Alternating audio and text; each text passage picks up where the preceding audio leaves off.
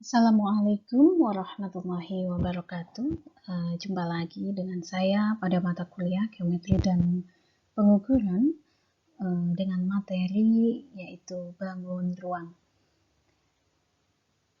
Pada materi bangun ruang ini nanti akan kita pelajari yaitu terkait dengan bangun ruang yang dibatasi oleh sisi datar dan bangun ruang yang dibatasi oleh sisi lengkung. Sedangkan untuk materi bangun ruang yang dibatasi oleh sisi lengkung akan dipelajari pada pertemuan selanjutnya. Baik, kita akan mulai dengan definisi daripada bangun ruang. Definisi dari bangun ruang adalah bangun yang dibatasi oleh bangun sisi datar dan sisi lengkung. Jadi ada bangun yang dibatasi oleh sisi datar maupun kurva ya atau sisi lengkung. Seperti contohnya ada kubus, balok, prisma, limas, bola, tabung, kerucut. Ini semuanya merupakan bangun ruang. Nah, bangun ruang ini mempunyai 3 dimensi. Dia mempunyai panjang, dia juga mempunyai lebar, ya, dia punya panjang, punya lebar, serta mempunyai ketebalan. Nah, macam-macamnya ada polihedron. Polihedron itu adalah bangun ruang yang dibatasi oleh sisi datar. Jadi seperti kubus, balok, prisma, dan limas ini merupakan bangun ruang polihedron. Nah, kemudian bagaimana jika bentuk bangun ruang seperti bola, kerucut, tabung, ini bukan merupakan polihedron. Kenapa? Karena dia tidak dibatasi oleh bangun sisi datar, namun dibatasi oleh sisi lengkung. Nah, kali ini pada pertemuan ke-6 kita hanya akan mempelajari terkait dengan polihedron, sedangkan untuk pertemuan ke-7 baru kita akan mempelajari bangun ruang yang dibatasi oleh sisi lengkung. Baik. Nah, kita yang pertama akan mempelajari tentang kubus dan balok. Nah, bagaimana definisi kubus dan balok? Kubus itu merupakan keadaan khusus dari balok. Keadaan khusus dari balok. Jadi kubus ini pasti balok, tapi balok itu belum tentu kubus. Kenapa dikatakan sebagai keadaan khusus dari balok? Karena kubus ini merupakan balok yang ukuran rusuknya itu sama panjang. Rusuk mana saja? AB sama dengan BC, sama dengan CD, sama dengan AD, sama dengan EF, sama dengan FG, sama dengan GH, sama dengan HE, sama dengan AE, sama dengan HD, sama dengan FB, dan sama dengan GC. Ini merupakan rusuk-rusuk kubus yang mempunyai sisi sama panjang. Nah, sedangkan balok ini merupakan bangun ruang 3 dimensi yang dibentuk oleh 3 pasang persegi atau persegi panjang dengan paling tidak 1 pasang diantaranya berukuran berbeda. Jadi kalau ada 1 pasang yang ukurannya berbeda, dia sudah bisa dikatakan balok. Namun jika ketiga-tiganya itu ketiga pasangnya itu mempunyai ukuran yang sama, maka dia akan dikatakan sebagai kubus. Kita akan lihat. Nah, ini mana sisi yang sama? Sisi yang sama adalah sisi ABFE. Nah, ABFE berarti A, B, F, E, ini dia akan sama dengan sisi H, D, C, G. Nah, ini rusuknya AB sama dengan EF sama dengan HG sama dengan DG. Kemudian rusuk BF akan sama dengan AE sama dengan CG sama dengan HD. Nah, ini yang sepasang yang pertama. Sepasang yang kedua adalah sisi BC, sisi sisi B, C, G, F ini sama dengan sisi A, D, H, E. Nah, ini panjangnya juga dia akan sama, yang sejajar dia akan mempunyai panjang yang sama. Kemudian sisi yang ketiga, yaitu E, F, G, H, dia sama dengan A, B, C, D. Dia juga akan mempunyai panjang yang sama, bahwa AB sama dengan CD, kemudian BF akan sama dengan CG, dan seterusnya. Nah, ini dia akan dikatakan sebagai balok, karena minimal ada satu pasang daripada dimensi itu yang mempunyai ukuran tidak sama. Untuk selanjutnya, coba kita mengamati kubus dan balok berikut. Ini merupakan bagian daripada kubus, dan ini bagian daripada balok yang sebenarnya sama ya. Yang bawah ini dia sebagai sisi alasnya, kemudian ini sebagai titik sudutnya ya, kemudian ini sebagai sisi tegaknya, kemudian yang ini sebagai sisi atas, kemudian FG ini sebagai rusuknya, EH ini juga sebagai rusuk, kemudian GC ini juga sebagai rusuk.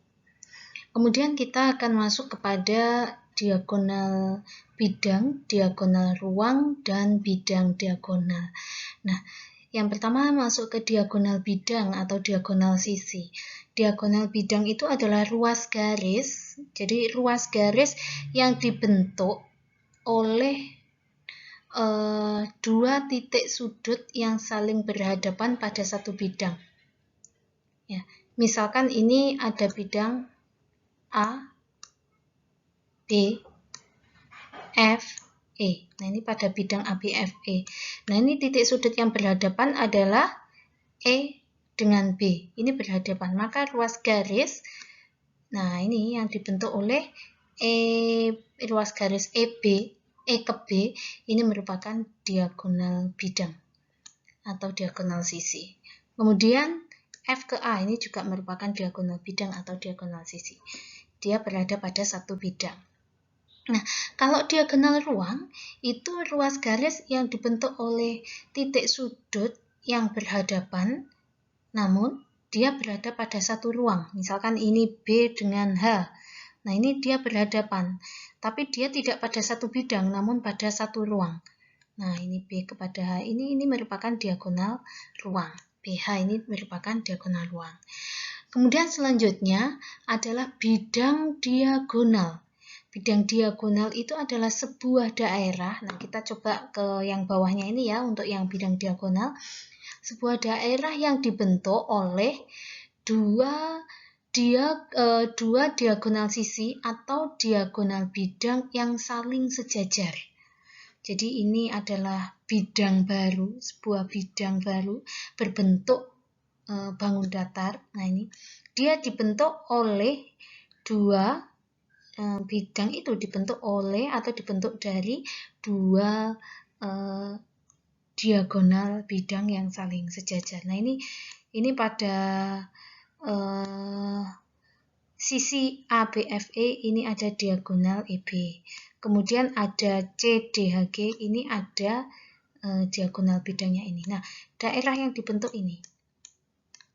Nah, ini dikatakan sebagai bidang diagonal. Nah, nanti ada tugas kalian adalah mencari diagonal bidang, diagonal ruang, maupun bidang diagonal yang lain dari setiap bangun ruang atau poligron yang ada.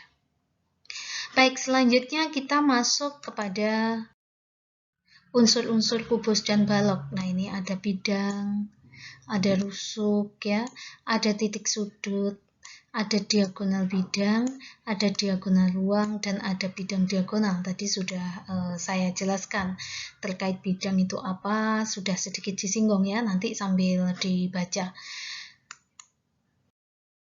Selanjutnya masuk kepada sifat-sifat kubus. Jadi kubus ini dibentuk oleh persegi, banyaknya ada 6.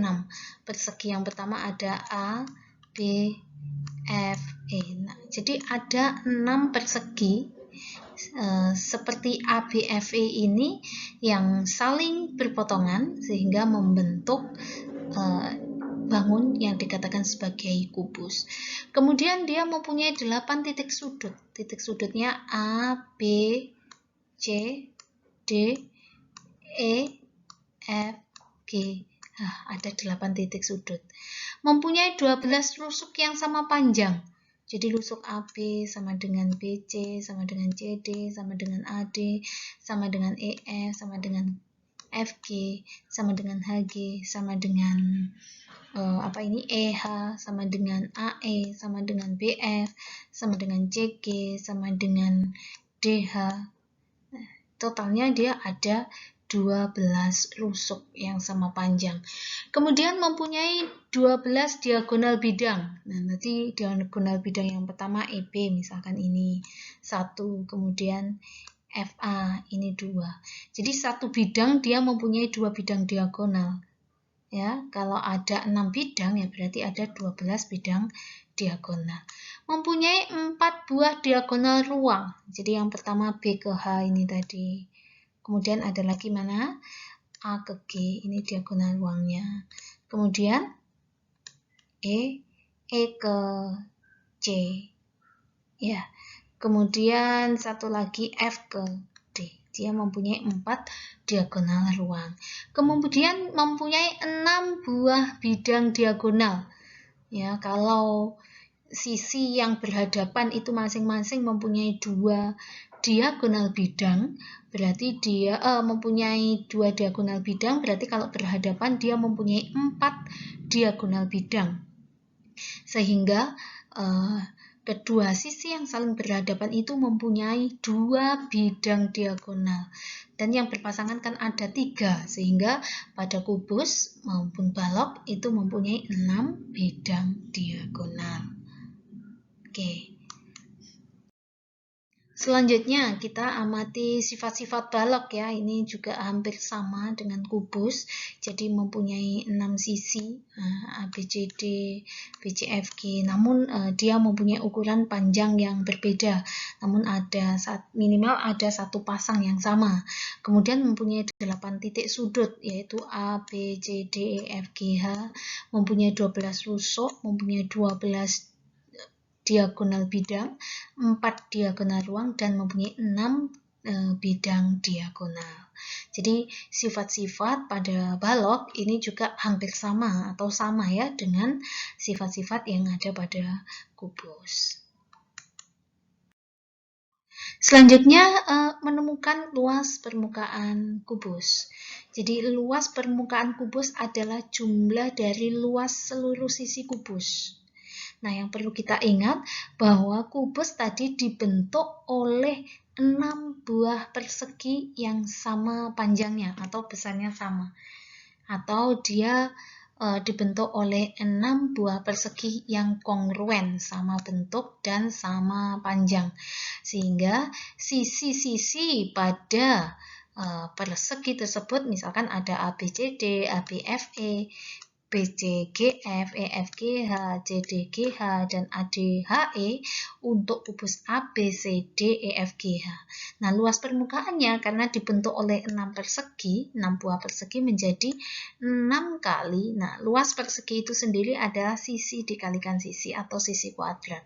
Sehingga luas permukaannya menjadi 6 sisi kali sisi atau 6 sisi kuadrat. Kemudian menemukan luas permukaan balok. Nah, kalau luas permukaan balok ini sebenarnya juga hampir sama dengan luas permukaan kubus, namun karena panjang dan lebarnya itu tidak sama, yang sama hanya yang berpasangan, sehingga kita akan lihat ya bagaimana mencari luas permukaannya. Nah, kita akan lihat balok itu kalau direbahkan atau kita buka kurang lebih ada salah satu bentuk jari-jarinya itu begini. Ya, sehingga kita akan tahu pada sisi yang pertama A, B, F, E ini ya. Nah, ini A, B, F, E kalau dibuka ada di sini A, B, F, E. Nah, ini sisi yang sama adalah dengan sisi yang berhadapan yaitu sisi C, D, H, G. Ya, ini dia mempunyai panjang yang sama dan tinggi yang sama. berarti ada luas permukaannya ini kan berarti panjang dikalikan lebar, karena ada dua bangun yang sama menjadi 2 kali panjang dikalikan lebar. Oke, kemudian untuk pasangan yang kedua ada A, D, H, E dengan B, C, G, E. Nah, B, C, G, E.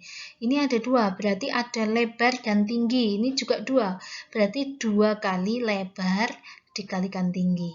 Oke, sisi yang paling akhir adalah ada E, F, G, dengan A, B, C, D. Nah, ini berarti panjang dikalikan lebar. Kalau tadi mohon maaf ya, yang awal tadi berarti panjang dikalikan tinggi, berarti 2 kali panjang dikalikan lebar. Nah, bagaimana bentuk penjabarannya? Nah, ini penjabarannya ini tadi yang sudah saya jelaskan, sehingga luas permukaan balok itu ada 2 kali panjang dikalikan lebar, ada 2 kali panjang dikalikan tinggi, dan ada 2 kali panjang dikalikan lebar. Menjadi 2 kali panjang kalikan lebar, panjang dikalikan tinggi, ditambah panjang kali tinggi, ditambah dengan lebar dikalikan tinggi. Ini merupakan luas daripada permukaan balok. Oke, selanjutnya kita masuk kepada menemukan volume balok. Bagaimana menemukan volume balok? Coba kita amati dulu, ini ada sebuah balok yang transparan dan kosong. Ya, kemudian balok itu akan diisi kubus satuan. Nah, ini misalkan tiap satu kubus ini masing-masing adalah satu satuan. Sehingga setelah diisi, ternyata isinya balok itu terdiri dari ini kubus satuan sebanyak 1, panjangnya sebanyak 1, 2, 3, 4, 5. Sebanyak 6 kubus satuan.